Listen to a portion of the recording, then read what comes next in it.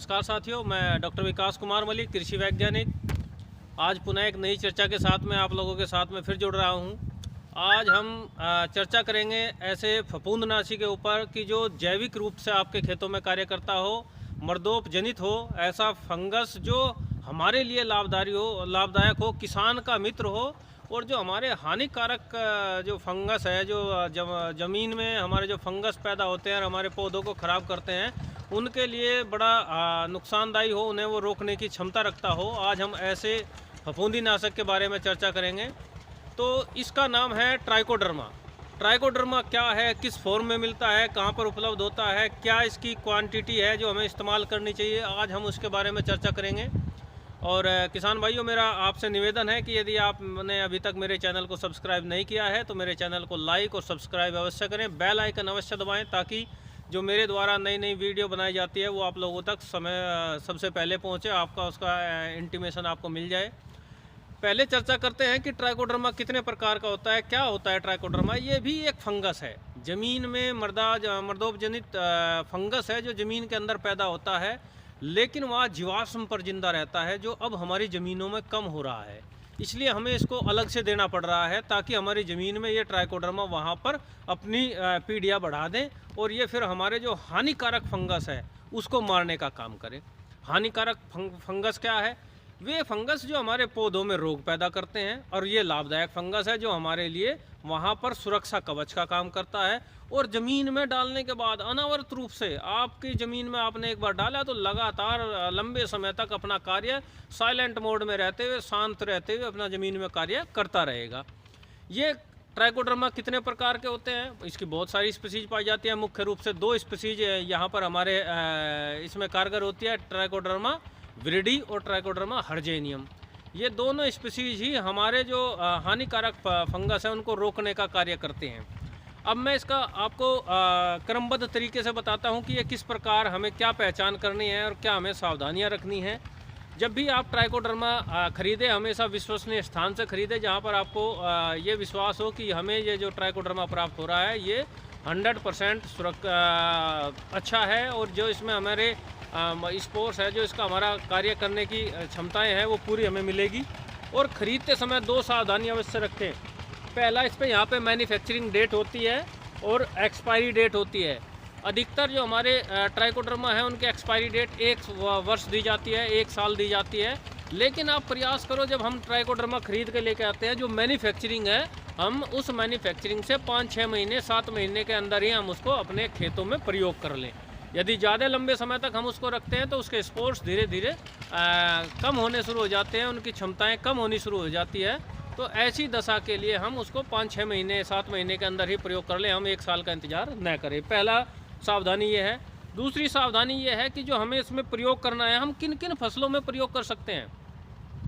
हम इसका प्रयोग सभी फसलों में कर सकते हैं। मैं दलहनी फसलों की बात करूं, उड़द हो, मूंग हो, मसूर हो, चना हो, जितनी भी दलहनी फसलें हैं हम उसमें इसका प्रयोग कर सकते हैं। इसके ऊपर लिखा भी रहता है किन किन फसलों के लिए ये कारगर सिद्ध होगा। चना, मटर, मसूर, उड़द, मूंग, अरहर, सभी दलहनी फसलों में हम इसका इस्तेमाल कर सकते हैं। सभी तिलहनी फसलों में इस्तेमाल कर सकते हैं। मूंगफली हो, सरसों हो, तोरिया हो, तिल हो, सूरजमुखी हो, सभी फसलों में हम इसका इस्तेमाल कर सकते हैं। इसके अलावा गेहूं, धान, गन्ना, सब्जी, सभी प्रकार की फसलों में हम इसका इस्तेमाल कर सकते हैं। दूसरा, इसका इस्तेमाल करने का तरीका और मात्रा, ये तो मैंने पहले बताया कि ये हमारे जो इसकी प्रयोग करने वाली फसलें हैं उनके बारे में। अब इसका तरीका क्या है और मात्रा कितनी इस्तेमाल करें, इससे पहले एक और महत्वपूर्ण बिंदु आता है। ये किस प्रकार किन फसलों में ज़्यादा कारगर सिद्ध होता है, ये किन किन फंगस को मारने का काम करता है। ये ऐसे मर्दोपजनित फंगस को रोकने का काम करता है, जैसे फ्यूजेरियम हुआ, पीथियम हुआ, फाइटोप्थेरा हुआ, राइजोक्टोनिया हुआ। ऐसे फंगस को ज़मीन में ही मारने का कार्य करता है। तो ऐसे फंगस, अब मैं किसान की भाषा में बात करूं, ऐसी बीमारियां जो गलन का कार्य करती है, जैसे जड़ गलन है, तना गलन है, आपके फंगस जो हमारे लगते हैं, जो हमारे पौधों में फंगस लगते हैं, उनको मारने का कार्य करता है। गन्ने की मैं बात करूं, मुख्य रूप से गन्ना हमारे पश्चिमी उत्तर प्रदेश की मुख्य फसल है। तो यदि मैं गन्ने की बात करूं तो गन्ने में हमारे लाल सड़न रोग को रोकने का कार्य करता है, जड़ गलन को रोकने का कार्य करता है। तो ये उसको रोकने का कार्य करता है और आपकी फसल को ताकत प्रदान करता है। इस प्रकार ये हमारा जो कार्य करता है, ये किस प्रकार कार्य करता है। मैंने बताया कि ये उस फंगस को, जो हमारे हानिकारक फंगस है, उन्हें मारने का कार्य कर रहा है। लेकिन कार्य कैसे करता है? 2 प्रकार से कार्य करता है। एक तो ये अपने प्रति जो जैविक रसायन है उनका संश्लेषण करता है, उनका उत्सर्जन करता है, और वो जो संश्लेषण है, जो प्रतिजैविक रसायन ये निकालता है, उससे जो दूसरे फंगस है वो उनमें जाकर विष का काम करते हैं, वो उनको वहाँ पर मारने का कार्य करता है। दूसरा किस प्रकार? ये तो एक पहला प्रकार हुआ कि ये विषैला तत्व संश्लेषण करता है और वहाँ पर उसको फंगस को मारने का कार्य करता है। दूसरा, ये सीधे सीधे उसको भोजन बनाने का भी कार्य करता है। ये उस फंगस के ऊपर अटैक करके उसको अपने भोजन के रूप में ग्रहण कर लेता है, ताकि वहाँ पर वो दूसरा फंगस पैदा ही नहीं होगा। यदि पैदा होता है तो वो आगे वृद्धि नहीं कर पाएगा, उसको मारने का कार्य करता है। ये ऐसे एंजाइम का सिक्रेशन करता है, ऐसा एंजाइम निकालता है काइटिनेज 613 ग्लूकोनोएज। ये एंजाइम है जो ये निकालता है, जिसके द्वारा दूसरे जो हानिकारक फंगस है उनको मारने का कार्य करता है, उनको नष्ट करने का कार्य करता है। ट्राइकोडर्मा मात्र और मात्र आपका फंगस कंट्रोल का ही कार्य नहीं करता है, ये आपकी ज़मीन में ऐसे ऐसे एंजाइमिक एक्टिविटी को बढ़ाता है जिससे पौधे की वृद्धि में भी लाभकारी होती है। यदि आपने ट्राइकोडर्मा अपने खेतों में इस्तेमाल किया है तो वहाँ पर एंजाइमिक एक्टिविटी ऐसी में इतनी वृद्धि होगी कि आपके ज़मीन में जो उपलब्ध पोषक तत्व है उनकी पौधों को उपलब्धता बढ़ जाएगी, जिस कारण से आपका उत्पादन में भी लाभकारी आपको लाभ मिलेगा। तो इस प्रकार यदि हम ट्राइकोडर्मा का इस्तेमाल करते हैं तो आपको खेतों में अधिक लाभ मिलेगा। मैं पुनः याद दिला रहा हूँ कि हमारे पास 2 प्रकार की मुख्य स्पीशीज मिलती है, ट्राइकोडर्मा विरिडी और हिरजेनियम। दोनों ही कारगर है, आपको दोनों का इस्तेमाल अपने खेतों में कर सकते हैं। सावधानी क्या रखनी है? हमेशा जब भी आप ट्राइकोडर्मा को लेकर आएँ, हमेशा छायादार स्थान पर रखें, कभी भी खुले में सूरज की धूप में इसको ना रखें। दूसरा, इसका जब प्रयोग करें, हमेशा प्रयोग करें आप रात्रि के समय में, वो शाम के समय में प्रयोग करें, ताकि सुबह की धूप, इसके दोपहर की धूप इसके सीधे संपर्क में ना आए, उससे पहले ये मिट्टी में, भूमि में मिल जाए, तो इसका कम ह्रास होगा, ये अपना पूरी क्षमता के साथ ज़मीन में इस्तेमाल होगा।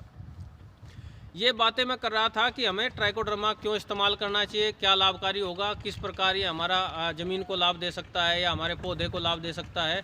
ऐसा जैविक तत्व है, ऐसा जैविक कवक हमारे पास है कि जो सभी प्रकार के फंगस को कंट्रोल करने की क्षमता रखता है। मैं दूसरे शब्दों में कहूँ पुनः कि ये किसान का मित्र है, हमारे किसान का मित्र है, और जो हमारे जो मृदा जनित फंगस है उनका शत्रु है। जो भी हमारे ज़मीन में फंगस पैदा होगा उनके लिए शत्रु का काम करेगा और हमारे लिए मित्र का काम करेगा। अब एक और चीज़ मैं इससे कोरिलेट करता हूँ, ये कि ये जो फंगस है, ये जो ट्राइकोडर्मा है, हम इसको ज़्यादातर गोबर की खाद में मिलाकर प्रयोग करने का सुझाव देते हैं। क्या कारण है कि हम गोबर की खाद में मिलाकर प्रयोग करने का सुझाव देते हैं? ताकि इसका भोजन, इसको मल्टीप्लाई करने की क्षमताएं वहाँ पर लंबी बन जाए और वो अधिक समय तक आपके खेत में बना रहे। यदि आपके खेत में जीवाश्म कार्बन की मात्रा अच्छी है, ऑर्गेनिक कंटेंट अच्छा है, जीवाश्म कार्बन अच्छा है, तो आपको ज़्यादा लंबे समय तक ये ट्राइकोडर्मा कामयाब रहेगा। मात्रा कितनी हो, डोज कितनी हो?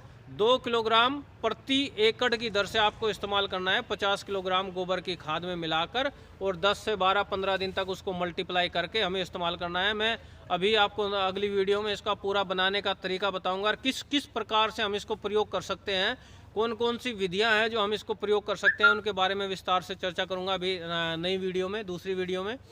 इसमें मैं बता रहा हूं कि यदि हम केवल गोबर की खाद में इस्तेमाल करते हैं तो वहां पर इस्तेमाल होगा, और यदि हमारी जमीन में जीवाश्म कार्बन अच्छा है, वहां पर इसको भोजन मिलता है, तो आप इसको अन्य फॉर्म में भी इस्तेमाल कर सकते हैं, जिससे इसको आपकी फसलों को भी लाभ मिलेगा और ज़्यादा लंबे समय तक ये ज़मीन में स्थायी रूप से बना रहेगा।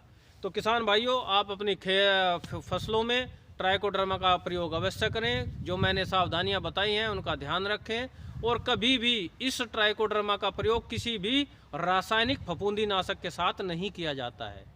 रासायनिक फफूंदीनाशक के साथ ट्राइकोडर्मा का प्रयोग न करें, बल्कि सावधानी ये रखें कि इसके प्रयोग करने से 10 दिन पूर्व और 10 दिन पश्चात तक कोई भी फफूंदीनाशक, रासायनिक फफूंदीनाशक का इस्तेमाल न किया जाए।